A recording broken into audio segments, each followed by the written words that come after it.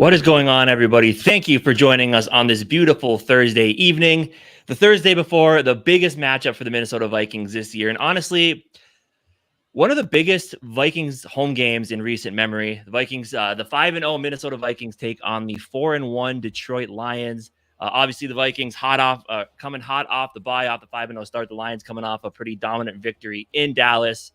This is going to be a fun one, man. Divisional games are always fun, but especially when you're going up against a divisional opponent where you're both playing really, really good football. As of right now, you're both, one of the favorites to come out of the NFC. This is going to be an absolute slugfest of a game. I think it's going to be super exciting. I mean, biggest game of the year by far. I'm ready for it, man. Jamie, how you feeling about this one? I know a lot of anybody in here watching. I mean, obviously, that a lot of them are in the show last night and probably have a good idea how I feel about this game. I'm still feeling the same. I think we're winning handily, and obviously we'll get into it as we continue going here. But let's do some shout outs here because we got our guy Gary in the building right away. 506, my guy. Sup, Skol mates. Let's go. Nick Riley in the building. Skol injury reported. Hey, dude, it is. We'll get into the injuries. We'll get into all of that. So Lee, the Viking, my guy, getting back in here. Thank you, Gary. Bob Swede in the building. Who else we got in here? Who am I missing? Two Tone, 6-0. That's what I'm talking about. The Nero Jones, 6-0. Let's go.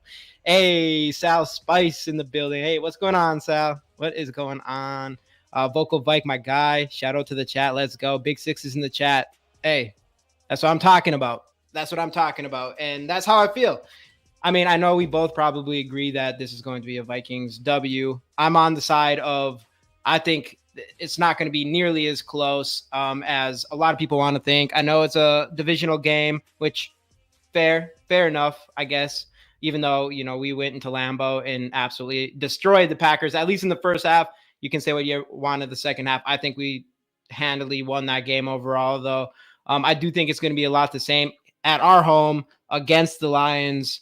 A team that is 4-1, yes, but they lost to Tampa Bay. They beat Arizona Cardinals. They beat a Rams team that has not been good, and they just beat a Cowboys team that has a lot of good players on paper. Their defense has been terrible, though, and obviously they haven't been good all season. And we beat the 49ers. We beat Houston. We beat Green Bay. We beat the Jets. However you feel about them, they're another one of those teams that were supposed to be better than how they've been playing. Now they got Devonta Adams, all that good stuff. But gonna win my hat, do it tonight. Hey, let's go. All right, let's keep it going here then. So tonight, and also we are from our guy Gary here, we are going to be giving away a GG Sports Podcast hat paid by him. So get the hashtag Skols in the comments, like the video, and subscribe if you have not already. All those good things, but get them hashtag Skols in the comments. And we'll obviously give those away at the end of the show. But, yeah, I don't know. That's where I'm at right now. Where are you sitting at since, I guess, just yesterday? I don't know. I still think it's going to be a slugfest. People are going to hate me for saying this, but I really do see this as the game, as the potential game where the Brian Flores defense could not be maybe won't be as up to par as it has been all year long. I mean, obviously, the defense has been playing phenomenal, but I could see this one. Like I said, I could see this one turning into a straight up shootout. I do think that the Lions have one of the most complete offenses that we've seen. I mean, obviously, when you kind of look back at previous weeks, the 49ers, yes, really good run game. They still ran a lot on us, and they had all the receivers healthy at that point. But they still didn't have Christian McCaffrey. Houston, yes, they have a receiver trio when healthy that is basically unmatched in this league. But they did not have their top running back in Joe Mixon. And they fell down early, so they did have to throw the ball a lot. Akers didn't really get involved there. But then you look at the Packers team; they were pretty complete. They have a boatload of good, not great receivers. They have a really good running game with Jacobs. Jordan Love was just coming off an injury. Then the Jets kind of were what they were. I kind of put the London game to the side, just win that game, get out of there. But This team, they're pretty healthy outside of some pieces, mainly on the defense. But they have a very efficient quarterback in Goff. They have a run game that we have not seen yet this year with two running backs that overlap in some ways, but each have their own particular skill sets. Mm-hmm. And the receiver core, no, it's not deep, right? But they do have a top 5 to 10 receiver in the league, and I'm on Ross St. Brown. They don't have the best receiver in the league like we do, but they do have one of the top receivers in the league. They got J-Mo, who is a deep threat type guy. And then they have Sam Laporta, who hasn't played well up to this point, but he's got potential. So I think this is a loaded offense, but this defense, there are some injuries there, which we'll get into in a bit. I think we can get after this defense. I think our defense is by far better than the Lions, especially right now. But easy. Again, these divisional games, they always seem to go differently. I do have my concerns about stopping that Lions offense, just because they can take you from so many different angles, which sounds weird now that I say that. And then plus, of course, you got Ben Johnson, who is a pretty creative play caller, which we'll get into more of that a little bit later on here. But I don't know, man. I think this is going to be a fun matchup. But yes, I think we can go toe-to-toe with these guys. I think this is going to be a game, and we'll get into this more in matchups, where I think we're going to need Sam Darnold to be on his game. Kevin O'Connell's got to call a great game, especially since we don't necessarily know the status of Aaron Jones right now. I think we'll get more light on that tomorrow. But I don't know. I think Darnold's got to be sharp. I think we're going to have to get JJ involved early. I think this is going to be a game where you're going to have to just keep scoring. So I don't know, man. Overall, all I can say is the excitement for this game is at an all-time high. It feels like a game that should not be being played at noon, but it is. It's going to be a good one, man. It's going to be great. I am so excited for this. I cannot wait till Sunday at noon to get to this matchup. Dude, 100%, man. And I dare, and I see you, my man. Hashtag Skol, Jamie and Casey. What's up? Darren. Hey, what's up? Nick Riley. You'll love my Darren. You will love my prediction when it comes to score. I still think 26-23. By the way, Nick, I know obviously the last time, other than yesterday, we were talking about the hurricane and stuff. I know it calmed down a little bit before it hit that one time, but just obviously you're in here, so things look to be okay. But just checking in on that, and it's the Lions. That's a big thing. It's no matter. It's still the Lions, Lions at home. We said that last year. US Bank Stadium. Yeah, true. But this is a different year, obviously. Last year for sure. Yeah, this is a different year. Stop the run game is key to win. I want Goff throwing 30 plus times. Yep, exactly. 100%. Well, because the thing with Goff is a lot of his completions are just open receivers, short passes. He does take the deep shots. I'm not saying he doesn't, but it's like he's efficient, and that's what you have with Jared Goff. Not explosive consistently, but efficient. But obviously, he does make explosive throws when he has to. And we've seen that before. But rattle him. That's what you got to do. Stop the run and rattle him. And again, going up against a really good offensive line, probably one of the top offensive lines of football. But I think Sarah mentioned it yesterday that they were sacked 3 times by a depleted Cowboys pass rush. So, and we got 2, we got 3, potentially 4 really, really good edge rushers here. So, yeah. And I mean, you just got Brian Flores, who, I mean, we still probably lead the league outside of, I mean, we do have the bye or whatever, but in pressures, I'm assuming, maybe not now, but as far as per game average, I'm sure. Right. I mean, then if you want to, I guess we'll talk about there. I guess when we talk about Sam, when we get into our matchup, we're going to get into a lot of stuff here. We'll discuss some things about their defense that we were reading up on last night. So, yeah. All right, let's just keep going on with the show then. So let's start out with the injuries. The Lions. That top one is huge. That could be interesting. So that's like the only one to keep an eye on. That's back-to-back days for Carlton Davis. They're other. I mean, I don't know how it works. I don't know if he's considered their number 1 cornerback right now. Besides, what's his face? The Terry rookie. Arnold. I would assume so. Yeah. So Carlton Davis, second day in a row that he did not practice. Outside of that, everything else is pretty good. You got Zietler, groin, Kevin. I mean, if he didn't play, I'm assuming he's going to play. Limited participant, and then everyone else is full. But yeah, Carlton Davis. If we end up not, we'll go on ours in a second here. If he doesn't play, then that's huge. I mean, their secondary is going. Like this is a game where you feel like Sam Darnold's going to have a ton of time. Out of any team we've played, I mean, this is probably the worst pass rush we've played this entire year. Especially right now. Specifically right now. Yeah, specifically right now. Without Aiden Hutchinson, this is the worst pass rush I think we have all year. And that means Sam Darnold should have tons of time to play or tons of time to find receivers open. And then if you don't have Carlton Davis, things are not looking pretty for you. But anyways, let's keep going here.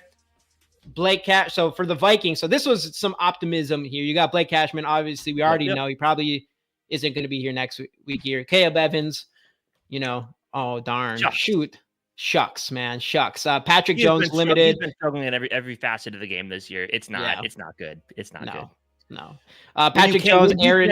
When you can't special teams and you're not out there on defense, what are you doing here? Yeah, and people wonder what's CJ Ham's role in this team. And then you got guys like a Caleb. No one talks about what's Caleb Evans' role. Well, CJ Ham blocks, gets touchdowns, is captain of special teams, has a blocked punt, but then everyone's like, how is he on this team? I'd rather have a sixth cornerback that plays shitty special teams. Anyways, I'm sorry, Caleb Evans, that came out of nowhere. That was more about me and the CJ Ham situation. But anyways, Patrick Jones, Aaron Jones, and Harrison Phillips all did not practice yesterday and are limited participation today. I didn't look into Aaron Jones specifically before popping on as far as like if anybody was saying he was looking good or if he has said anything after practice or any of those guys specifically. Hawkinson talked today, but Harrison Phillips didn't. I would guess, or not Harrison Phillips. Aaron Jones didn't. He talked yesterday. He said he was going to give it a go today, which he did. He was there for the part of practice open to reporters. I think again for him, tomorrow is going to be telling. I think tomorrow is usually when O'Connell addresses the media and decides whether or not. I think for sure he's going to go into Sunday with an injury designation, most likely questionable. And I'm guessing probably game time decision. I don't feel great about it personally, but let's hope. He just adds something totally different to our offense when he plays. Yeah, dude, 100%. And hey, we'll see. I'm hoping that, like Nick said here, all limited guys I would expect to play. Evans. I think Hawks Thursday. I think he misses Sunday. You think he's next Thursday. I'm hoping they're doing. It just sounds like everybody's just play the injury, like they're trying to play like the coy game a little bit because of camp, everyone's just saying that he just seems so ready to go. Well, and they said now, like even Darren Wolfson, even Kevin O'Connell said looked phenomenal. He said himself, like he's already like his GP is like he's already running faster than he ever has, so he's feeling pretty good. but the way that the way they're going about is like, oh, it's the same field and it's the same team. We don't want to rush things, and so it's one of those things where it's like they're making it sound like he's not going to play. But I would not be surprised if all of a sudden there's like, oh yeah, by the way, he's in. Comes Sunday. Bro, so all I'm saying, if all these guys who are limited participation, if all of them play, dude, we're gonna whoop that ass, dude. That's all I'm saying. We're gonna whoop that ass. I hope so. I hope my score prediction is way wrong. I hope yours is right. I hope we come out of this game. No matter what, I just want to win. I just want to win. Yeah, I just want to win. But win first off. Win and look good doing it is what I want to do. Get back to that. Right. Get back to what we were doing before the end of the Packers game and the Jets game. But yeah. Oh, absolutely. Hawk wants to. Yeah, absolutely, Maddie. Absolutely, he wants to play Sunday for sure. For sure. And if there's a team he wants to play against, obviously Lions, we talked about it yesterday, multiple reasons as far as old team and Kirby Joseph. Drop the shoulder into Kirby Joseph's midsection. Probably wouldn't be. I don't know. But Gary don't want to talk about it. I think someone once said it's how you start, it's not how you finish. Yeah, that is true. That is true. Yeah. For the Vikings this year, it's starting and finish. It's about both of them. That's what we're doing. Yeah. That's what we're doing. All right. The last 2 weeks, we've started the games well. We haven't finished them, especially from the offense. So I don't know. We'll see. Big game. Big game for O'Connell and Darnold, really, to kind of step things back up a little bit. And I know we were talking about with Dave last night that when you really go back and watch, I think the O'Connell play calls were good. It was just a little bit of Darnold maybe making the wrong decisions. But hey, Kinetic, what is going on, my man? What is going on, dude? Hey, again, everybody, Gary has bought this hat and he's throwing it in for the giveaway today. So get the hashtag Skols in the comments, like the video, and subscribe if you're not already. But get those hashtag Skols in the comments. Obviously, we'll give this away at the end of the show, like we always do. All that good stuff here. We're going to jump into our top 3 matchups of this game. The matchups we think is going to be the most important for us to ultimately get the W here, because that's mostly what we want, is to get that 6-0, regardless of how we do it. Obviously, I hope, like you said, I hope it is towards what I want. But all we want is a W, and it starts with, we have to switch some things around here, huh? Yes, listen to Kinetic. Hit like if you haven't subscribed already. Make sure you do that as well. Definitely. Anyways. Top 3 matchups. At number 3, we got Sam Darnold versus the Lions secondary. We could have picked Justin Jefferson and especially with Carlton, potentially not playing. But we could pick Justin Jefferson and Addison and everything. But we do think Sam Darnold needs this bounce back game. I mentioned it yesterday that we knew at some point Sam Darnold was going to have an off game. Every quarterback in the league has off games. Everything shows on how, or everything is going to be based on how he bounces back after a game like that. And this is a great example of an opportunity for him to do that, even though you can argue that in the last game against the Jets, he was able to get down the field at the end of the game and help get points on the board, which was huge. But this is going to be a huge bounce back game against Aiden Hutchinson-less defense. And if you don't have Carlton either, that's huge. But ultimately, you could argue, and I'll get into it a little bit later, and I talked about it yesterday as well, but you could argue that Sam Darnold, he could be key to victory here as far as if anyone's going to take advantage of this game, it feels like it should be our offense versus their defense, as there's going to be a battle on the other side of the ball between our defense and their offense, I feel like. So, yeah, and Darnold, and like you said, Darnold very well could be key to the game, especially if Aaron Jones doesn't play. That's a big facet of this game. Where I like Ty Chandler, I like Cam Akers, but they don't match up. Let's go. They don't match up to what Aaron Jones can do, and that's a big thing. And the run game, no matter what, it's gonna be tough to do against this Lions defense. I believe where were they rank third in rush defense, allowing 83.2 yards per game. So no matter what, that's gonna be tough. So a lot of this might come down to the pass game. And like you said, if Carlton Davis is out, that's huge. Obviously we love Brian Branch. I know we liked him coming into the draft. Terry and Arlo we were a fan of as well. But the big thing here is without Aiden Hutchinson, I do feel like it's going to be much easier. They have James Houston. He's been off this year, and they do have Aleem McNeil as well, who's, obviously one of the best defensive tackles in the league. He's got a big contract from the Lions there. Mm-hmm. But if you can keep Sam Darnold on his feet, and I think Maverick said it earlier, you can get after the secondary, especially if Carlton Davis is out, right? And as we saw last week, Darnold took some deep shots, and Sauce Gardner and DJ Reader called for some pass interference penalties.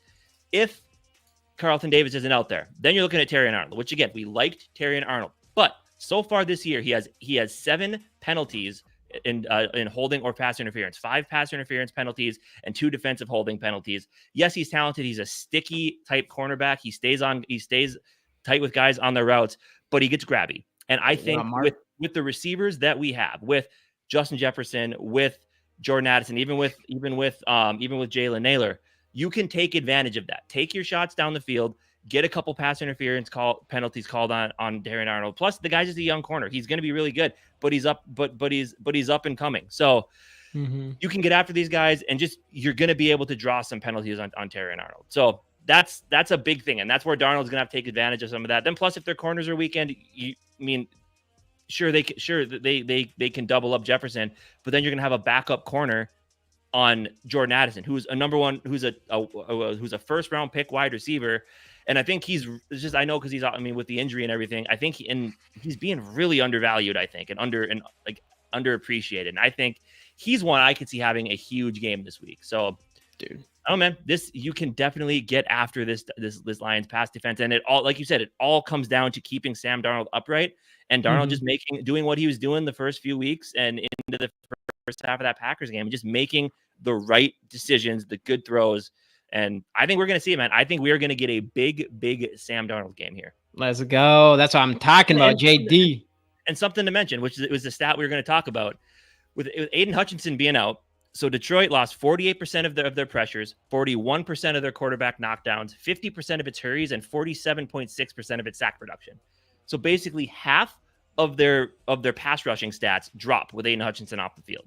So that is absolutely huge. And again, I would have, if you want to know the true value of your team, you have to see them against the best competition. I wish Aiden Hutchinson was playing in this game. Obviously, you're never happy about an injury, especially an injury as gruesome as that one. Aiden Hutchinson is one of the top edge rushers in this league. Hopefully for a speedy recovery. But as it comes to this game, that's a huge amount of production the Lions are losing here. So Darnold has a chance to make stay in this game and has a chance to have himself a huge bounce back game. Dude, huge. Hey, what up, JD? Hey, JD, by the way, I still have your Ivan Pace Jr. auto. I hit you up on Twitter to try to get your address, but I don't know if you got that or not. Just throwing that out there real quick. Hey, what's going on? Skol for that barber already called you out, but we'll do it again. Let's go, my guy. Roger in the building as well. Again, everybody giving away the GG Sports podcast from a gift from Gary. Get the hashtag Skos in the comments, like the video, and subscribe. All those good stuff. Of course, we're also selling those for $30 a pop. So if anybody's interested, just let us know and we can get it all figured out here. I found out there's a Vikings bar in Arlington. I'm there on Sunday. Hey, let's go. That's sick. Yeah, dude. I don't know, man. I just think just all those things you said, like, that's what I'm saying. Without Aiden Hutchinson, we've talked about the pressure thing and him having half of them or whatever. And I know Nick Riley says, like, we're underestimating their interior defensive line. And it's not even, I'm like, we've played, like, I do think it's fair. It's going to be a challenge, especially because of our interior guys like Andy Ingram and Garrett Bradbury. But that's it. I mean, they're going to hold their own for some of that. That's all they have to worry about is those defensive tackles. And they're not the most difficult interior defensive line we've played. They're definitely not the most difficult defensive line we've played. As far as right now, the Giants are like the hottest defensive line in the NFL right now. And obviously we did have a lot of issues with Dexter Lawrence, but that one guy, it wasn't enough. And I don't think they have anyone on this defense. After that as well. What's that? Bradbury is able to settle in with Dexter Lawrence as well. The interior offensive line was. So right. So that's why I'm like, that one, I don't like McNeil, DJ Reader. I'm just not really that concerned. Not just them two. It's not enough. As maybe stopping the run wise, we have to worry about that a little bit. I know they're like top of I think they're up there. I think that's what Micro Mike said yesterday. They're up there in stopping the run. So yeah, maybe that's something that we'd have to worry about. But I'm not as worried about the pass rush. We'll see a little bit of it. But what's going on, Sarah? This is why you don't let peasants over the basement. I'm so tired of these insufferable fans. You're talking about. Yeah, she mentioned that the Lions fans are trying to say that Amon-Ra is better than JJ. Like, I love me some Amon-Ra St. Brown, top 5-10 receiver in the league, but I'm sorry, you ain't number one. No, dude, that's. I mean, it's actually crazy for them to even say anything like that. I mean, he's literally has the greatest start of a career of all time as a wide receiver, in my opinion. And statistically, with yards and all those good things. But anyways, let's keep on going here. And a lot of people are looking at what he's done this year. Like, yeah, he hasn't, but like that's the thing. We haven't needed to rely on Justin Jefferson this year. And that's kind of what you want. You want a complete offense. And with Justin Jefferson, he's still, I think he's had one game over 100 yards, but he's still having these games where he's making a huge impact. And even when he's not getting the ball, he's making an impact too. So he's still the best receiver in the league. We just haven't needed to rely on him as heavily because his offense is so loaded. And on top of that, I mean, we've been winning in the first half of pretty much, literally every single game. And sometimes a lot of them, it's by a lot. So that second half, that's why I'm like, anybody that even Kevin O'Connell saying he's not pulling off the gas ever, whatever. It's just like, I don't know. You got the lead. I think it's a really difficult thing, an underratedly difficult thing to, once you have the lead, to not try to lose it, And I feel like there's just a little bit of that, whether he says it is or not. Anyways, let's keep on going here. This is our number 3, Sam Darnold versus their secondary. Our second matchup that I do think we need to worry about is, of course, you could say our defense, but we're going inside linebackers specifically, especially with Cashman out, and you got Grugier Hill, who has been looking good, and Ivan Pace Jr. had his best game of the season just last week. But them against the Lions run game, obviously, I'm assuming, I don't even know for sure. I think the Detroit, they've got to be like close to number 1. They're number 4 in rushing offense at 157.8 yards per game. Okay. And the Vikings are second rushing defense, allowing 67.2. Obviously, a lot of that doesn't have to do with leads, but we're still really good against the run. Actually, they have, and PFF has them as the number 3 running offense grade, but Packers are number 2. And we held Josh Jacobs in check quite a bit. A big lead will do that, but still. True. I mean, but again, I said earlier, this is definitely this is the big matchup here because their offense goes. Hey, what's going on, Chris? Goes. Welcome in. David Montgomery just got the bag. He's having a phenomenal year. And as I said, him and Jahmyr Gibbs do have some overlapping. Montgomery ain't slow by any means, right? But you do feel like Montgomery is more like their power back, where Gibbs is the guy they go to with some speed. It's like a change of pace deal, yet they're still splitting carries pretty much evenly. So this really is the big matchups. If you can stop these guys, I think you can get out. I know their offensive line is great, but you can get after Goff. So yeah, I mean that's the big thing here. I mean, I think this is one of the better running back tandems we're going to see this year. I mean, top of the league, obviously by stat wise, but it's gonna be a tough matchup. But I think we're well equipped. I mean, interior wise, you know, it is what it is. But I think the linebackers, Ivan Pace, can have a big game. I mean, obviously with no Blake Cashman, we're gonna have to rely on Kamu a lot, but he stepped in and played really well as well here. So this is it. Key to this is stop this running back duo, and it's gonna be tough. But I trust Brian Flores to have a good plan. Yeah, and like you said, I think this is, as far as players go and defensive players versus their offensive players or anything in this match, this is going to be our biggest test of this game. And if we can be, I know Micro Mike said no team has figured out the running game at all against the Lions. They haven't played against the Vikings defense yet, but if anybody is going to stop it, I think it's going to be us. And if we do keep their run game in check, that is going to be significant. And I forgot who said it earlier, but they said they wanted, I forgot who it was, but they want to see Jared Goff throw 30 times or whatever. Yeah. And that's what we want to hope happens. And if we slow down their run game, if we don't let that get going, I just don't see any way they have any chance. That's and that's going to bring us pretty soon here to our number one matchup. But yeah, I don't know. It's if you're going to break this down to key to victory, you could probably say it's our defense stopping their run game. And I think everything else is, as far as stopping that offense, which is priority number one in this game for us.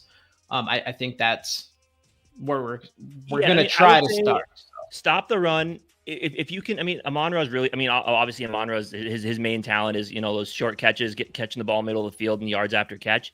I think the big thing is stop the run. Don't let Amon-Ra, you know, catch it short and break one, and do not let Jameson Williams beat you deep. Like, those are kind of the three things that I look for from a defensive perspective here, is just contain the run and just don't let the receivers do what they do best to you. Keep them in check. Keep everything in front of you, but also you got to, I mean, you can't do the prevent thing, but keep Amon-Ra in front of you, make the tackle. Don't let him, you know, do the yards after catch thing. And I think you're going to be just fine. I think Will Reichard is going to make, I think he's going to make 5 kicks this week, 4 extra points, and 1 field goal. Okay.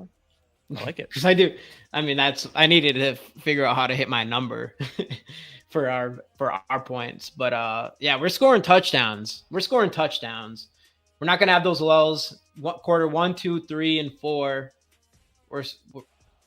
We're going to be pushing. And that's the thing. I mean, this is going to be the game where and that's where my score prediction comes into it later. This is 100%. The game where we're going to have to do that.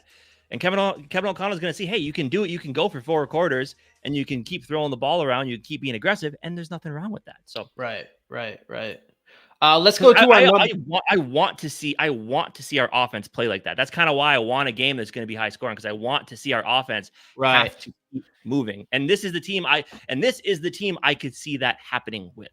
Which we'll get in more to later with score predictions. We're not talking about that right now, but yeah. But it is fair. Like, I do want to see us. It's always fun to watch a game where we're just going back and back scoring, and you want to see how we play. Even like we said, we've never really played from behind yet in these games, not really, other than early parts of the game. And it will be interesting to see how we handle those situations. But at the same time, I'm totally cool with just straight up beating the shit out of everybody. And if we don't go throughout this whole year without worrying, without ever dealing with that, like, hey, great. But I get most likely we're going to run into one of those situations. But win the game. I can't. As much as you guys like to call me a Lions fan, because I appreciate what the Lions have on their team, I cannot stand their fans all of a sudden thinking that they got the best team in NFL history, right? I mean, be humble a little bit, and we're gonna humble. I feel it. We're gonna win the game. We're winning. We'll win it. We'll humble them a little bit, kind of bring them back down to earth. Dang, dude, Gary with the tomahawk ribeye. Dang, that sounds. Do you think Akers will be active for the game, or I think he will be. He knows the offense well enough. He's been playing. Yeah. He'll be there. He'll be in. Let's go to number 1 here. We talked about I mean, we've kind of hit a lot of it, and that's just Brian Flores versus Ben Johnson. I mean, that's a lot of what this offense goes up, because it's more than just the run. They're using the run to set up the pass. They're doing all these trick plays. They're doing all types of things. Well, on the other side with Brian Flores, obviously his scheme is crazy, and he's setting up blitzes and bringing players back. And we know how a Brian Flores' defense is, and you could argue that so far Ben Johnson has been the most creative offensive mind, and I mean, he hasn't played the same teams as we have, but people are kind of giving him flowers as far as being like the top offensive mind so far this season. And then there's no question that Brian Flores has the same on the defense side of the ball. So I do think that it ultimately comes down to their chess game, Brian Flores versus Ben Johnson, and this is what we're looking for.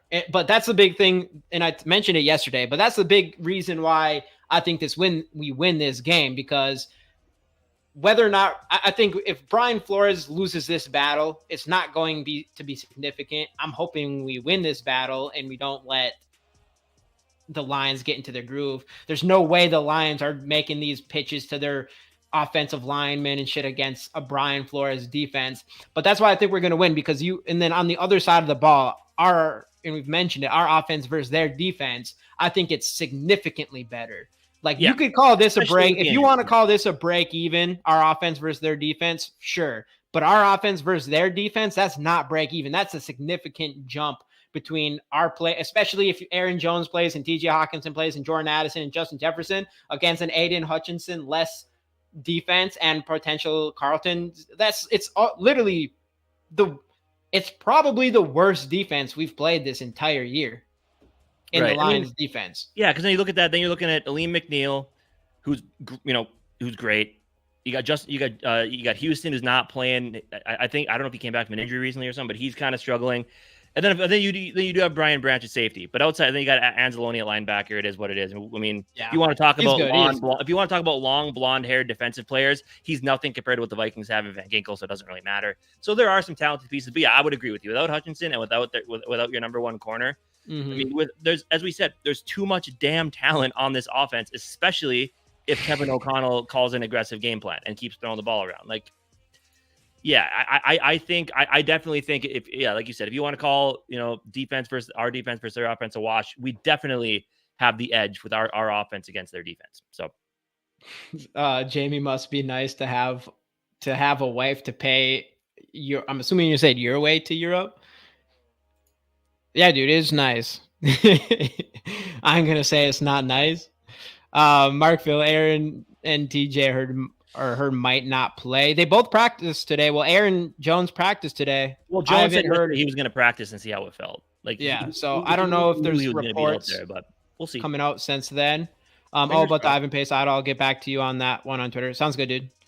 Ginkle gets another pick six. That'd be so crazy. He almost has 3 of them. He does, yeah. Goff will have 2.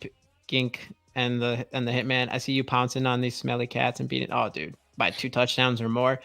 Yeah, I'm feeling confident. We're gonna get in score predictions in a bit here, but let's switch over to. Let's see if I can do this. Boom. Here, hold on.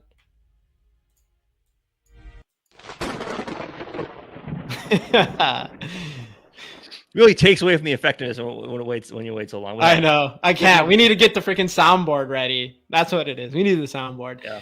But we are going to the gauntlet. I'm going to do the extreme. Casey's being a little wuss, and he won't do the extreme. He won't do the extreme version. But yeah, let's do this. So we're gonna go the 30 seconds through every single one after another. Yep, I like it. All right, that means since mine is the extreme, my goal is to at least, I did it last time. I have to chug this beer at least before the first 30 seconds Casey hasn't, or the first 30 seconds Casey has on this first topic. If anybody has not seen this before, we're going to go through, each one of us are going to take turns to go get 30 seconds with each one of these topics. And yeah, hopefully go through it without messing up. I don't know. I guess we don't really have too many expectations, I guess, on how this works, but we're figuring it out. Sounds good. All right. Well, so whenever you're ready, I suppose you got to pour your beer first, don't you? Yeah. In So we the got biggest concern, TJ just Hawkinson. we're bringing these vibes. Let's see here. We're bringing these vibes. Old school. Nice. 2009. 2009. Uh-oh, I poured a bad beer. All right. Well, you ready? Wait, whoa. Wait, you haven't poured it all yet? Come on now. I know this is gonna be actually okay. Let me. Is there? What do you? You'd make a terrible bartender, my man. Holy shit, that's a hefty head on that. I wasn't looking. I used to pour beers, man. I can see why you don't do it anymore. All right. Well, whenever you're ready. All right. I'm ready. Let's go. All right, 3, 2, 1, and go. Biggest concern, I mean, to me, it's obvious. I'll go twofold. One, their running game, right? I mean, as I said, two-headed monster running back, overlapping skill set. Yes, yet they're both completely different. Oh, nice work. So I am concerned about us stopping their running game, especially since the middle of our defensive line isn't our strong suit. But I think I trust Flores to figure it out. And then I'm just, I guess, kind of concerned about how our offense is going to bounce back from a iffy game in against the Jets. But yeah, mainly for me, it is stopping their run. That's my biggest concern. First off, TJ Hawkinson, I don't think he plays. I really don't. I mean, I understand he wants to be out there. I understand that, Kirby Joseph, all that type of stuff. I get the reason why you'd want to force him back out there a week early, but I think they were strategic in the way they opened up his 21-day practice window. I really think they are shooting for Thursday night against the Rams. So I don't think he plays. I'd love to see him play. I really think this offense just grows to a whole nother level if he's in there. I just personally don't see it. So TJ Hawkinson does not play this week. He is back Thursday against the Rams. Hey, Too Evil, we see your $5. Thank you so much for the super chat, my man. Aaron Jones, Cam Akers. Again, I'm feeling 50-50 on if Aaron Jones plays. If he does, and again, the Lions are fourth in run defense this year, which is pretty phenomenal. They're a hard team to run against, especially with Aleem McNeil at the middle there. But I trust Kevin O'Connell to get the run game going a little bit. I think Akers knows the system well. Obviously not as effective as Aaron Jones, but that's a big thing. You do need to get the run game going, which I guess when we get into the next one, I'll say why it's not as important to get the run game going in this game. I think Darnold does bounce back. No Aiden Hutchinson. Yes, Aleem McNeil, sure. Carlton Davis might not play. Terrian Arnold is kind of a handsy corner. So I think, and again, I don't think getting the run game going is as important this week because I do think Darnold is gonna have ample time to throw on this defense. Two good receivers, obviously. Jordan Addison's fully healthy again. You got Justin Jefferson. I think Darnold's gonna have a huge bounce back game against this defense. I'm seeing like 300 yards and three touchdowns. Biggest X factor is going to be the injuries on that Lions defense and how our offense performs. As I said, I think this game's going to turn into a shootout. I think the fact their defense is weakened. I think O'Connell's going to have. I think he's going to have his best play calling shoes on. He's gonna have to call some really good plays. Gonna have to remain aggressive because you're gonna need to score as many points as possible against this Lions team. So we know what their offense can do. So biggest X factor, Kevin O'Connell against his injured defense and just calling some big time plays. Bold prediction. I did just say Sammy D over 300 yards and 3 touchdowns. Do I want to save my next bold prediction for my score prediction? I'll mention it twice. Bold prediction. Darren, you're going to love me for this one. My bold prediction is going to be Will Reichert hits from 57 yards to win the game. It's not going to be a make it or lose it situation. It's going to be a make it or go to overtime type of situation for him. But he's going to nail 57-yarder. Will the Thrill for the first time this season is going to walk off as the game on a game-winning field goal. Let's go. And that is a bold prediction. The bold prediction was that it even comes down to a field goal. You know what I'm saying? Hey, FT Matty. Thank you so much. Let's Matty. go. We'll be 6-0, dude. 100%. And then Too Evil, just again, real quick. If Cam Akers can be implemented into this system, the lack of film on him could give us an advantage on Sunday. Trade McCarthy. I'm trying to think. Like CMC? Trade for McCarthy? That would be crazy. I mean, I do even though we don't know what's going on with him. And Big Raylan, obviously, we saw you, my guy. I think he was talking about JJ, not McCaffrey. Oh, dang. That's right, he is. That's crazy. Yeah. Too Evil. Come on. I wasn't expecting that. No, I know how it is. I know I saw your Gary. So one thing I did want to say, actually, from the Ireland experience that I didn't say last time when we were on this show is when we were in Ireland, I did have to drive on the wrong side of the road a lot. And It was kind of tough. Speaking of beers, Casey, I don't have mine. One? I left it in the fridge. It's not that far away. That's a good point. I guess. Yeah, why not? All right, you keep going. You do your gauntlet. I'll grab mine. No, I'll wait for you on the gauntlet. I'll wait for you. Hey, that's what we're talking about. Getting the dub. I mean, just before the regular season is over, Casey will predict Will the Thrill from 60. We'll get there. We'll get there. Nectar the Gods right here, people, by the way. If you're not from Minnesota, find a way to get here. Get some Golden Light. Golden Light, sponsor us, please. Hey, that'd be pretty sweet. I would take a Golden Light. You'd have to send me some, though. If and when we beat the Lions this week, then they have no chance against us on the second time because we'd have Hawk Tua, facts, and Jones and Catch Me Outside back by then. Let's go. Jamie and Casey, where are my Skol caps? Oh, so it took us like a year to get from the shirts to the t-shirts. So, we got the hats, the t-shirts to the hat. So the Skol caps are coming whatever in 2025. Hey, big Raylan with the $4.99. Let's go. Let us hashtag Skol. Maybe you win one tonight. Gary has paid for this hat for the giveaway today. So anybody in here, get the hashtag Skols in the comments, like the video, and subscribe. I'm telling you all, anyone who bought one of our shirts, I told you those were the best shirts. I'm telling you, these are the best hats. These are good quality hats. I love my GG Sports Podcast hat. So everybody in here, get the hashtag Skols in the comments for your chance to win a GG Sports Podcast hat from Gary. Otherwise, like Casey says, was about to say, $30. And if you're interested, you can email us. So Big Raylan, if you want, obviously you have our email and all those things. All of that is in the description, by the way, too. But Big Raylan, you can always email us and figure it out. We did the whole PayPal thing last time and all those good things. But we appreciate everybody in here, and we appreciate you, Big Raylan and Gary, and everybody who's buying some of the merch here. Yeah, it's pretty cool. But anyways, all right, let me go through the gauntlet real quick and see how we do here. What was your biggest concern? Because I was trying to drink that beer. My biggest concern was stopping their run, pretty much. Yeah. Okay. All right. Did I steal yours? Probably. All right. I'll just jump right into it. All right. Biggest concern. Obviously, I'm going to have to just go with it with Casey. It is just stopping the run. More than anything, I would say stopping the run, but also making sure we get to Goff. Obviously, they have a really good offensive line. I do think Goff, everyone is talking about how good Goff has been playing in these last handful of weeks, and a lot of that is just because he isn't getting pressured very much. And if anyone's going to pressure him, I think it's going to be us. But stopping the run, getting pressure to him, I think is key to victory there. TJ Hawkinson, I'm going to be really optimistic, super optimistic. I'm saying TJ Hawkinson plays. I think it's his old team.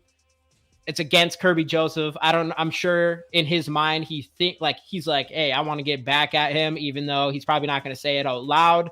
But that's why I'm going to say TJ Hawkinson is going to suit up. Everybody says he's looking good. I do agree with Casey a little bit where it's like, even though people say that, we've seen it before where they still ended up not playing like almost the first week where he can.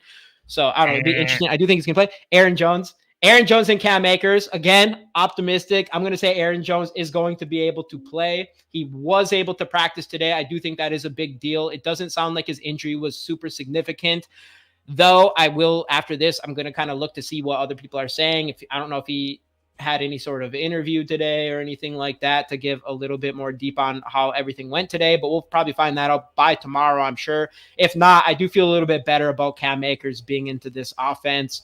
Darnold bounce back 100%. And I think I won't go too far ahead, but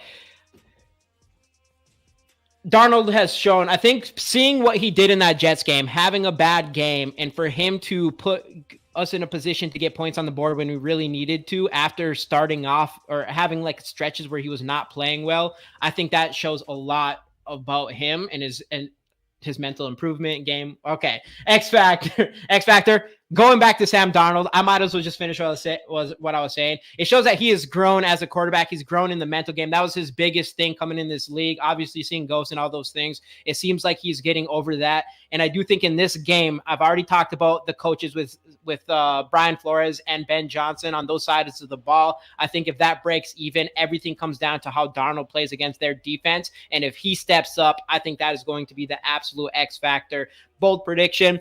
I said it yesterday. I'm going to go with it again. I'm optimistic that TJ Hawkinson plays. I think he's going to be playing with a chip on his shoulder after what happened to him last year against the same team, his old team that he used to play for that traded him. And I think he's going to suit up and score 2 touchdowns against this team. And I also believe that we are going to have the turnover differential is going to be on our side here. So let's go.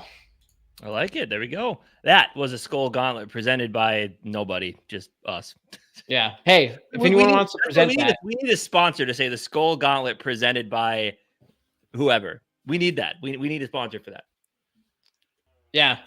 The next.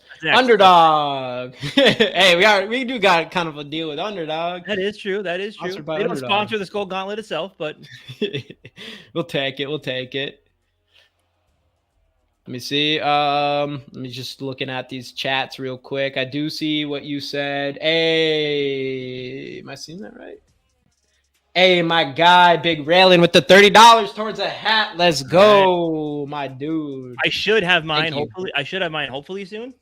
Just checked it, bro. Thank you. Appreciate it, man. Well, I'll get that out to you right away. And whoever wins this hat tonight, again, everybody, we are also giving away. One is going to Big Raylin. He paid us.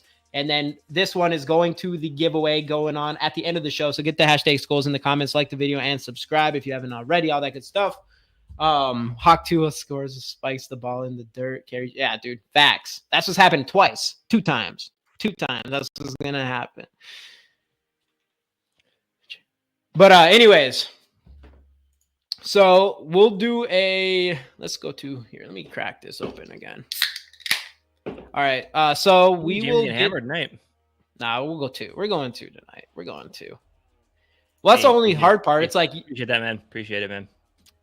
Got you, dude. We appreciate you so much, man. So you see, Jamie's 1 beer deep. He's already getting emotional. Yep, we're getting emotional here. Hi, Gary. I mean, come on. How do you not get emotional? 5-0. Everybody, not one person in here thought we'd be where we're at right now at 5-0, and we have an opportunity to face a Detroit Lions who are on a ridiculous high horse. That is one thing to like they're. I mean, they went to Dallas and they won. They're probably feeling like. Obviously, I think they might be feeling, pretty too high on themselves right now. They might be a little bit too high. We've talked about this. Like we were high first half of the Packer game. Yeah. And then we talked about it. Like it was kind of, even though and same with the Jets game, like even though we ended up with the wins, there was still something like we almost lost a game that we shouldn't have. So there's like a little bit of humble or and humble, I guess. Yeah, and you want to talk about it like in the opposite vein, like the last thing that we remember is we had a nice last drive to score some points and a good defensive stand, but the last thing to remember is a game that in London where it's pretty sloppy. So like I think we may be feeling like a little bit like, hey, we got to improve. Where the Lions is like we just beat the freaking Cowboys 49-9 or whatever the hell the score was. Like look at that. We got this easy. So no, we got this. No, it's crazy, dude. This is a crazy season. So here's an idea. Here's an idea. Hold on a second. How many beers were you? I was completely sober for that. I read this differently. Like I'm way ahead. Next year, not this year. We'll start next year. What if like every game they win, that's how many beers we have to drink on our Monday stream? So if they're like 15 wins, we got to drink 15 beers during our stream. That'd be pretty crazy. Dang, you're holding. I mean, yeah, and that, I mean, the next 4 seasons, we're in that stretch. Like we've talked about this before. This wasn't supposed to be the year where we have a bonus. This is that a is Super Bowl contenders, right? And I think that's supposed to start next year. And the fact that it's starting a year early, and most of these players are going to be on this team going forward. I do think one position that really needs to be looked at is going to be the secondary. I think because Shaq Griffin's 1 year, correct? Shaq Griffin, Stephon Gilmore, those guys are vets that are really doing extremely well in our secondary that we might not have going forward. Plus, they're only getting older. So I do think like going further into the future, that's like the one position that we still need to continue worrying. And I think I mentioned it last night as well. And it's not even just from a corner perspective, but just overall. Like the one thing, and I'm sorry, I don't mean to keep crediting the Lions, but the one thing that the Lions have done really well, mainly because they've had a lot of high draft picks because they've sucked for so long. Like the one thing that they've really done well is drafted and developed. And that's one thing that Kwesi is missing. He hits on free agents and undrafted free agents, but eventually, like down the road, when you eventually do need to pay JJ McCarthy, which we're in a position now where we don't have to, but eventually, like it is going to be important to draft and develop. So that is the next step with Kwesi. Signing free agents is cool, especially when they work out as well as the ones we have worked out. We haven't paid them a ton of money either. They've been pretty much value deals, but eventually the drafting does need to come. And the Lions have been really, really good at drafting and developing. But again, when you're picking near the top of the draft all the time, you should get some top tier players. Two-tone, definitely. I will, man. I will. Yeah. And I like bringing this up too. I would still like to see Nudie. That's one. I would, if there's one player. When do you work him in? Like the hard part is you don't want to work him in high leverage spots because he's a rookie. He's undrafted. I mean, we're about to go into a stretch of like not. Well, yeah. So maybe last some big leads, you can get him some work. But yeah, I mean, I think I would like a little bit because Byron Murphy. Yeah. I like obviously I was at the game again. Like I love going to like I like to go to Viking games, but you do not. It's not as easy to pay attention to the game and understand like what's going on completely. How did you? What was like the word on Byron Murphy that game? Would you say on what game? On the Jets game. Because he's the one, obviously he had those big turnovers, but outside of that, like you could say like, I don't know, maybe it is fair to bring Nudie up a little bit. Cause I mean, outside, who else are we seeing outside of our main three, Byron Murphy, Griffin, Gilmore, what other cornerback really not, are we even seeing? Nobody, I think you're kind of just mixing. They're kind of just mixing those three in. So there is room. I mean, there could be room to see a little bit. I wish we were. He looked really good in preseason, all that good stuff. Have you guys watched Nick Swartzen's Vikings record prediction? Yeah, I know. It's funny. I watched it. You didn't see it? Which, who is the star of our trailer, by the way? He is. our YouTube trailer. But no, he had us going undefeated up until the Jacksonville Jaguars game and then having us getting a loss there, which, I mean, nobody was really predicting us to not lose up to that point. But if we end up making it to the Jacksonville Jaguars without a loss, and that's the team that we lose to, that'd be kind of embarrassing at this point because they're at the bottom. They're down hard. And we have to. I mean, all I care, we have to beat Tennessee. I mean, I'm going to be there, so we have to be. And I'm thinking about going still, but we'll see. I want to see. I know LDR. There's a lot of those. That's what's crazy. There's a lot of those players, like the undrafted guys, that we really want to see, and I know we got Redmond back on to the practice squad. But Nudie, I think Nudie's the one. I like Richter a lot. He was one of my favorite undrafted players. We picked him as, I think we picked him, Nudie.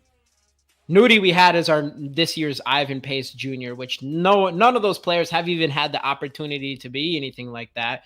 At least Bo Richter, he did get, he was activated for one game. He has played a little bit, and I forget which game that was specifically. Was it Houston maybe? I think it was the game that, probably when Dallas Turner was out. So he got a little bit of playing time, which, what was it? I think he went to Van Ginkel or Grenard or something like that. I don't know. He was on some sort of tape. But no, I don't know. A lot of those undrafted free agents. But it is at the point where in this, and same with Dallas Turner, where our defense is playing so well that you just don't really need to change anything right now. Yeah. And that's the whole thing. Because that's who I wanted to put on here. Actually, let's talk about that real quick, is Dallas Turner. Like, how do you feel about Dallas Turner, and where are you at with Dallas Turner and where he's at with the Vikings so far? I feel good. And like, because here's the thing. We have so much depth at position he doesn't need to play. And I get it. Like, you see what happened with Lewis Cine. I think a lot of people are starting to feel that same way. It's like, oh, he's not playing. Is he another Lewis Cine? Is he a bust? Did we draft bad again? Right. One of the youngest defensive players in this draft. Right. B, Jonathan Grenard, Andrew Van Ginkel have been phenomenal. Patrick Jones has stepped up in a big way. You don't need him to play. And the thing that kind of sells it, that brings it home to me, I get it. You know, people are going to say, oh, it's a press conference. What do you expect Flores to say, that he's not any good? But Flores wanted him to be here. He was, Flores had say in the pick, and I really do trust Flores when he says he's developing nicely. He does a lot of good things. He just hasn't had his opportunity to shine because we don't need him out there. But he had a really good run. He had a really, really good run stop against the Jets. He's had a sack this year already in game 1. I think he's going to be just fine. I just don't think he's had enough opportunity to play yet because he doesn't need to. So why force him out there when you don't need him to be out there, right? His time's going to come. I think Dallas Turner is going to be just fine in this defense. Yeah. I think I'm going to agree with you. I'm going to agree with you. Just like you said, obviously what you're getting out of Van Ginkel and Grenard, you don't really need Dallas Turner a lot. I would say, though, if I'm going to be completely honest, I would say it's still less than what I was hoping for. Yeah, I know he's and it is really fair. Like you said, number one, he's one of the youngest players in this draft. But as far as like Latu and Verse, Verse has been an absolute stud. But Dallas Turner, compared to them, he's much lower as far as his pressure percentage so far. Obviously, younger player. We knew grabbing him anyways. Like, this is a guy who has large upside more than I would project is a little high, but he has higher upside. Like, you're drafting a young player with high upside who's already pretty solid, and you're just trying to make him reach his ceiling. And that's the one thing about being patient on him. I do know, like, I was hoping, and he was the favorite to be Defensive Rookie of the Year, which isn't completely on him. A lot of that does have to do with the fact that we do have Grenard and Van Ginkel playing really well. But we aren't seeing when he is on the field. I would say we haven't saw him be a Defensive Rookie of the Year type of player yet. I'm going to be completely honest, even though, I want him to be that. And I do think he can be that. But that's why, like, I think on our community tab a few days ago, I kind of put, where does everybody think he's going to be? What grade would you think he's? Yeah. And B was a majority of it. And that's kind of what I would say. I'd probably even give him a B-. Yeah. If you're going that depth, based off of what at least not even just our expectations, but even the media expectations as far as them thinking he was going to be the favorite for Defensive Rookie of the Year. But I feel like we're still pretty good on him. I'm fine. We'll see what's up. And hopefully he comes out this game. And who was it? Darren said 2 sacks. Hey, then we're sitting pretty here. I could see because if Pat Jones keeps playing well, I could see him getting more money than we're willing to spend on him. We have Grenard, Van Ginkel next year too. I could see Dallas Turner next year being like that third edge rusher on this team and needing to step up. So I think he's gonna be just fine. I'm not worried. Hey, let's go, Norris. Yeah, dude, for real, man. We appreciate that. Thank you for your service. Let's go. Good smoking whiskey. Let's go. Anyways, score predictions. We already did. We can hit up some bold predictions again in a bit here. But where do you got us right now for some score predictions? I'm not backing off mine. I think it's, again, I want to see this defense have to go back and forth with another team. I want to see us be able to hang with the highest powered offense, because I do think this Vikings, like, the numbers don't technically show it because we've gotten off to some fast starts. Defense giving us short fields.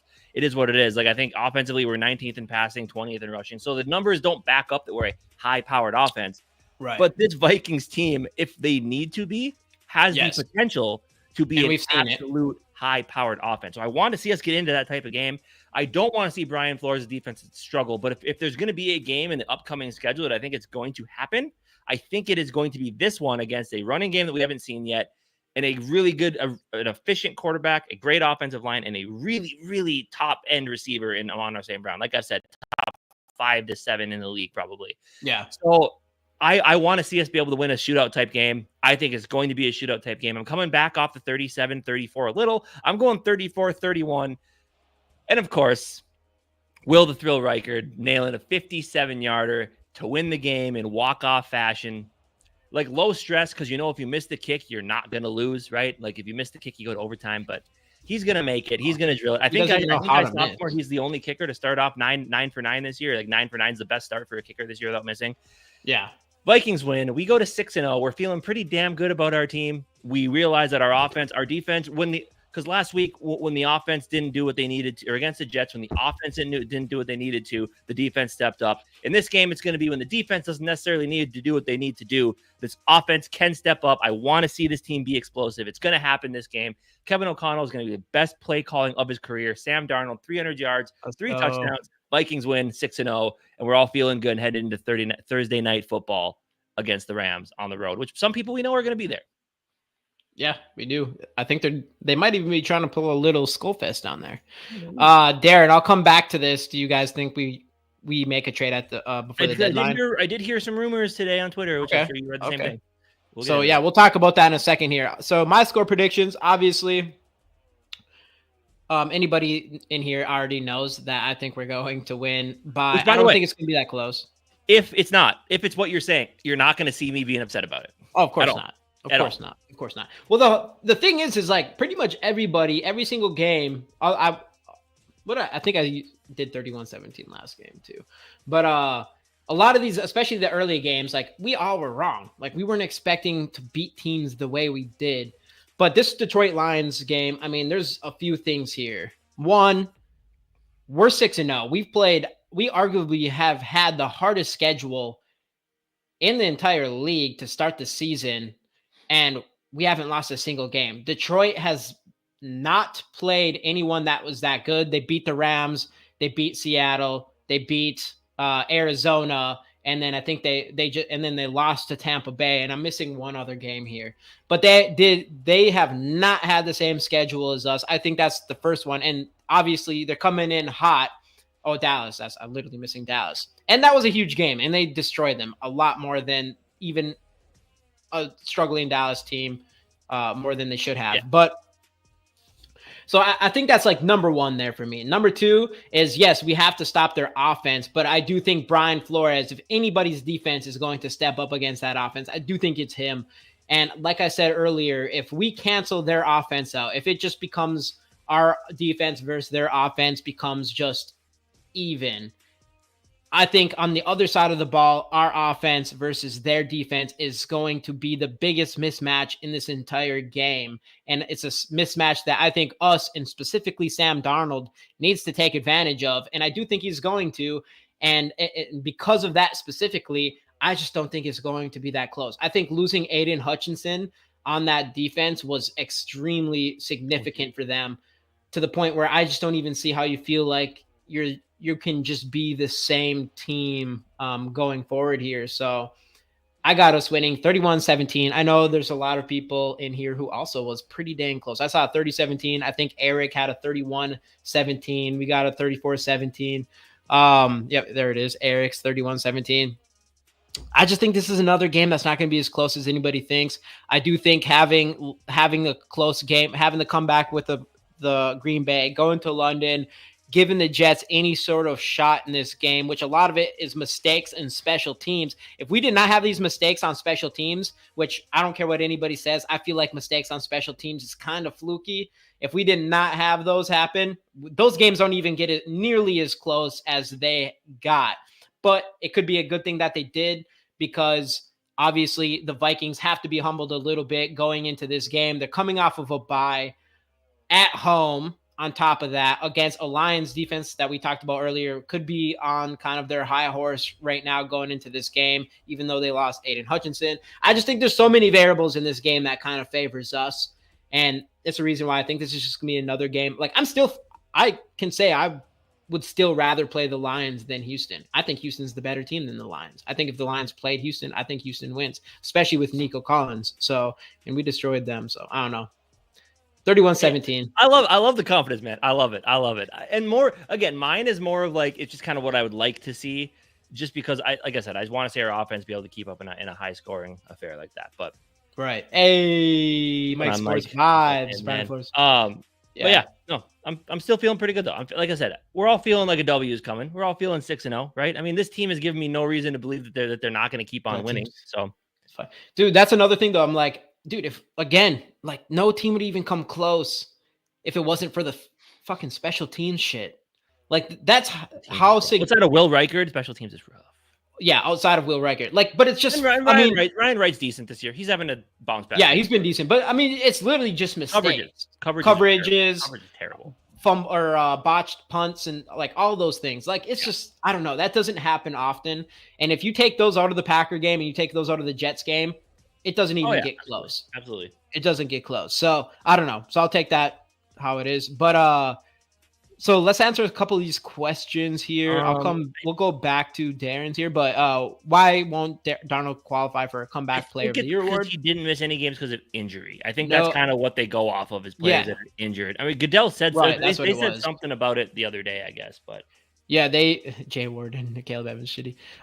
They changed the rules or whatever where you have to have some sort of injury come back. You can't just be not very good or not play a lot and come back, I guess. Yep. Which is weird. I mean, I think that's to me, I mean, I get it. Injury. If you come back from an injury and play well, but still, if you were considered a bust and you break out in a year, that's a big deal. You do not see that very often. You see guys come back from injury and still be good. Well, that's why happens a lot more than a bust coming out and being good. They need what, I think they kind of need what the NBA has, a most improved player award, I think. Yeah. Be helpful. Something like that.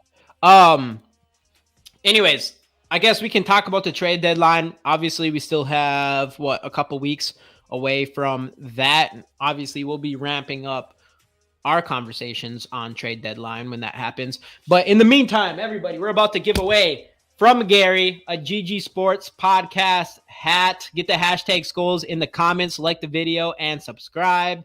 These are nice hats. So get those hashtag Skols in the comments.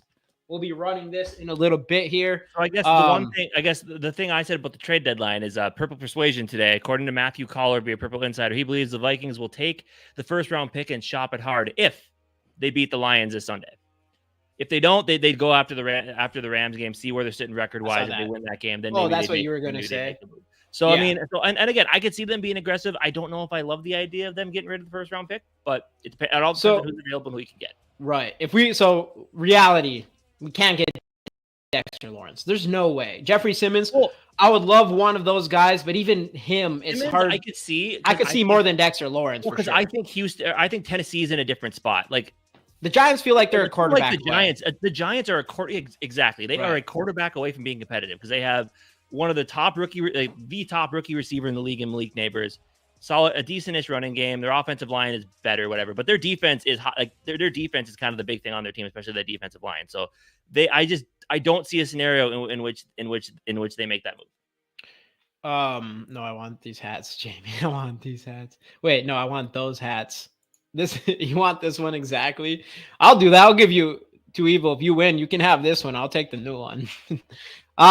Trade McCarthy and that's crazy. No. And I don't see the Jets being in a position where they're going to trade Quinn and Williams since they just traded up or traded some picks to get Devontae Adams, which is weird and whatever. Yeah. So they're not in a position to sell anymore. No. The Jets obviously going all in right now, but I guess if they win the next couple games, and maybe I don't know. But I don't know. It's gonna be tough, dude. It's weird because we're just at a time where defensive tackles are.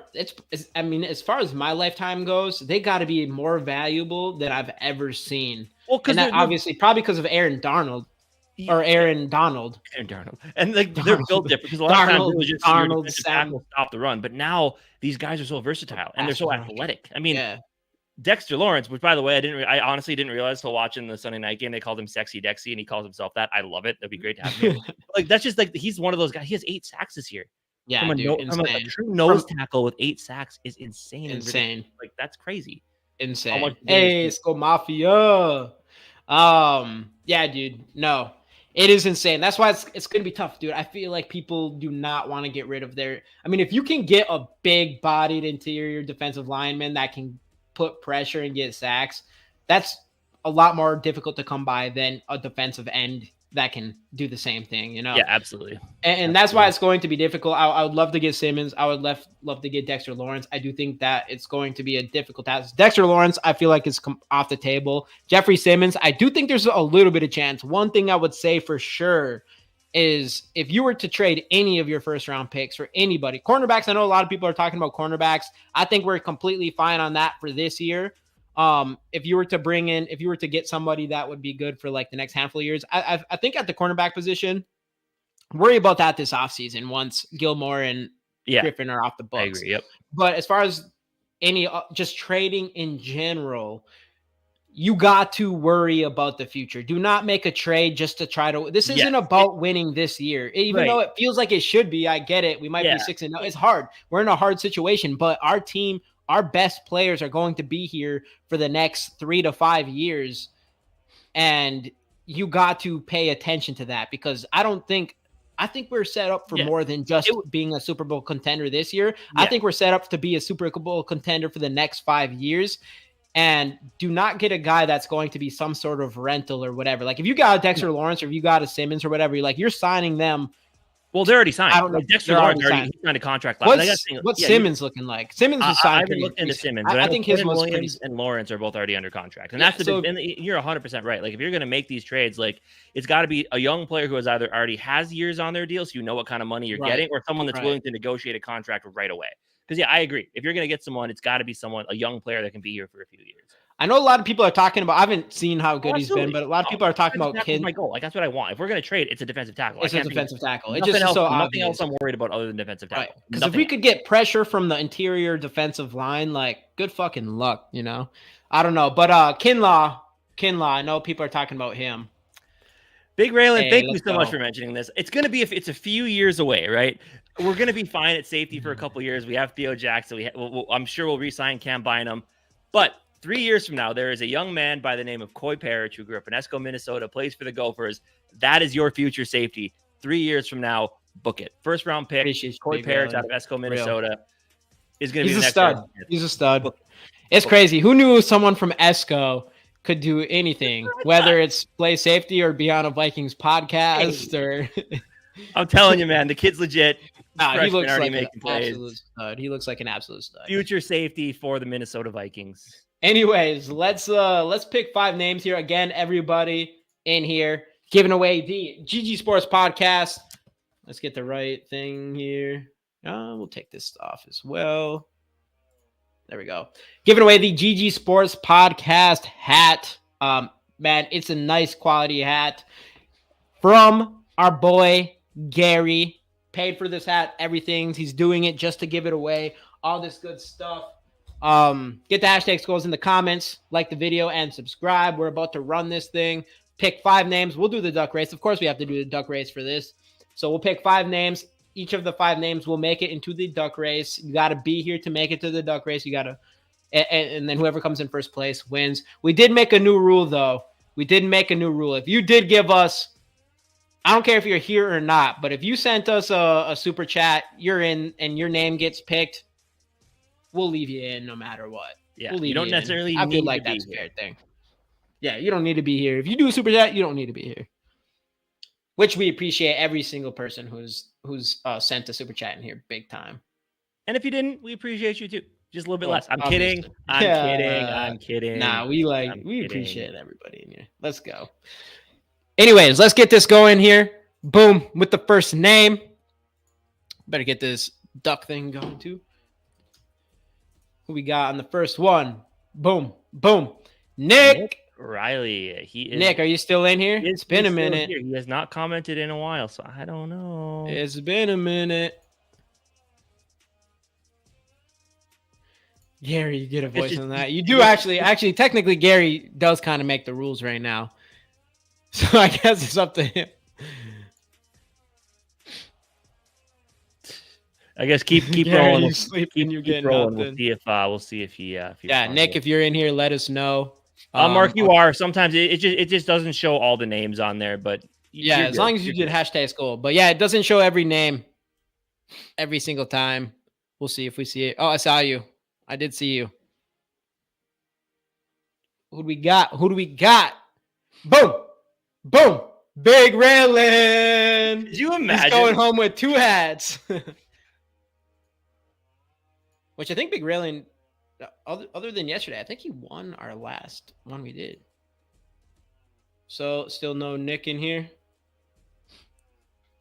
No Nick yet. So I guess we'll just do. Just keep on rolling. We got to get 5 names, anyways. Gary, if you want to do this, let us know. If you want, we can do this any way you want. If you want more people in here, less people in here, whatever you want, we'll go with whatever you think. Hey, Roger gets in these a lot. He does. Roger, are you still here? Skol Mafia, I did just send all the hats Tuesday. All the USPS just opened up from like the floods and stuff, but Roger is here. It's going to be on its way. Roger is here. So we got Roger in. Is he the only one so far? Oh, and Big Raylan, right? Big Raylan's still in. Yep. Yeah, Nick. No Nick yet. All right. Let's keep it going. Who do we got? Dude, of course, dude. Yep. Should be there in the next couple days or a day. I don't know. Hopefully. Two-Tone. Oh. I don't know if I've seen Two-Tone. He's still here, before. right? He commented a little bit ago. Did he? I saw it somewhere. Two-Tone, let us know. 3 minutes ago. He's here. Of course he's here. Ah, there he is. He wouldn't go anywhere. I know. I should have known. You doubted Two-Tone? Come on, man. All right, we got 2 more. I haven't heard anything from Nick yet. No, Nick is not here. Let's keep on going. Come on. Boom. Darren, let's go. Darren, are you still in here? I haven't seen from Darren in a little while. A guy too. He commented about 4 minutes. Oh, here he's here again. I noted Darren. Come on now. I know. I wasn't. You never know, you know. But I should just expect at this point. The only thing you can rely on more than Darren is Will Reichard making a field goal. Facts. All right. Last one. Sorry, Nick. We got to keep going here. 3, 2, 1. Boom. What we got?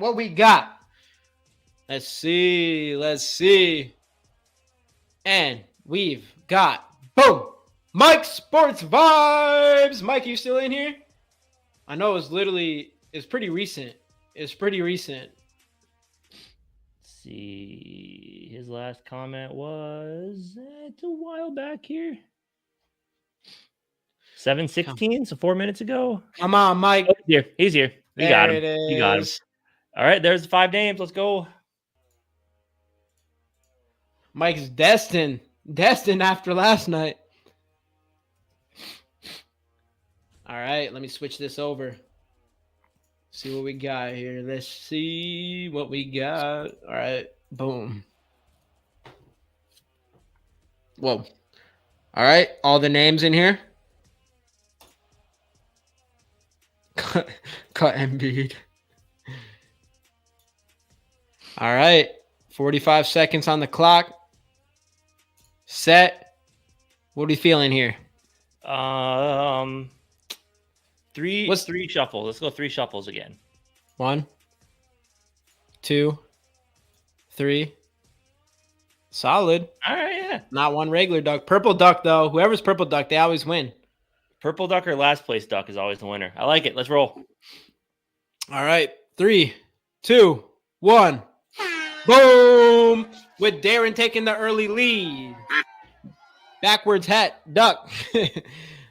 We got Big Raylan number 2, Roger number 3, Mike Sports 5 number wins. 4. I already tell. Last duck always wins. Not all the time. There is a 3-person tie right here for second place. I know. I don't know what's gonna happen here. Mike Sports Vibe though. That last you definitely cannot sleep on the last duck. But he's moving up already. That's kind of an early move up. Everybody's about to bomb. Dude, anybody could win this one. Darren. I've never seen the lead. The duck that's leading for that long. Okay. Two-tone though, that purple duck. Oh, it's always last place. Seriously, it's always the last place one. This is ridiculous. Big Raylan.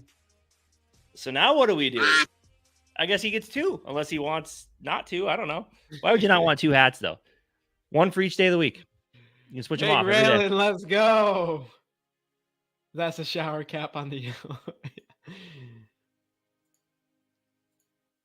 I'm banning duck races. Let's go. Let's So there we go. Big go. Raylan, hit us up. Let us know. I mean, I guess we already know your info. Like, you're getting 2 hats, man. We'll send you 2 of them. Give one to somebody you love, or give one to somebody you love. Why not? Kids. Sharing's caring. My son. Oh, perfect. There we go. Awesome. Okay. Yeah, let's do it. 1 for you, 1 for your kid. Dude, Love it. Love it. Let's go. As I said, give one to someone you love, and that's what we do around here, right? Facts. 100%. 100%.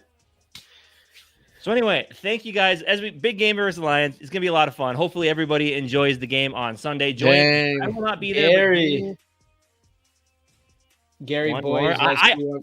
I don't want to be this guy, but I actually do got to bounce. Oh, he does got to go. We can do 2. We'll do 2 on Monday. How about that? Because How about this? A couple more hats from Gary. I want to give away, dude. Norris, we appreciate you. Gary, we appreciate you. How about this? We'll New Mexico wants that hat. Well, let's get this W, because Casey has to get off here. Appreciate you guys. Casey has to get off here. I could stick around, I guess, but at the same time, I feel like I can't be just giving away hats without Casey here, you know? We'll give away 2. We'll give away 2 on Monday for a 6-0 Viking squad. How about that? And hopefully I'll have mine by Monday, so I can join in the fun of winning. I don't want to give too many away before I get mine. Okay, I'm kind of greedy like that. Casey's gonna be the last one with one of these hats. But anyway, thank you guys so much for watching. Everybody that dropped super chats, we appreciate you. Everybody that joined us anyway, we appreciate you as well. We enjoy everyone hopping in here, giving us your thoughts, and listening to the 2 idiots talk about Vikings football. Right. 6-0 Minnesota Vikings. That's 0-6. Right. You're going the wrong way with it. Other hand, there you go.